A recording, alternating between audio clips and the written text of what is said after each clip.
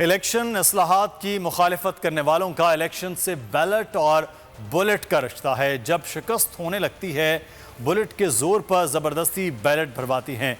नून league पर तनकीदी निश्तर चलाते हुए तर्जुमान पंजाब हुकूमत हसन खावर ने कहा नून लीग पैसा देकर वोट खरीदती है। हॉर्स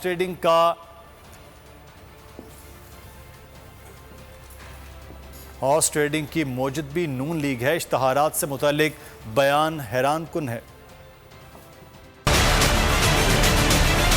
हॉर्स ट्रेडिंग के मुजिद भी यही हैं। इलेक्शन इंजीनियरिंग के लिए ना सिर्फ इन्होंने वोटों को खरीदा, ना सिर्फ इन्होंने मीडिया पे अपनी धांधली की, बल्कि इनकी और भी बहुत सारी इजादात हैं। इनकी एक और इजाद है बैलेट और बुलेट का रिश्ता। और बैलेट और बुलेट का रिश्ता ये है कि इन्होंने पुलिस में मुतनाज़ा शोहरत के लोगों को रखा, भर्ती की, ताकि इलेक्शन में वो इनकी मदद करे और ज़रूरत पड़ने पर इलेक्शन को पुरतशद्दुद भी बनाया जा सके। और आज इनकी चीखें जब इलेक्शन इस्लाहात की वजह से निकलती हैं तो यही वजूहात है।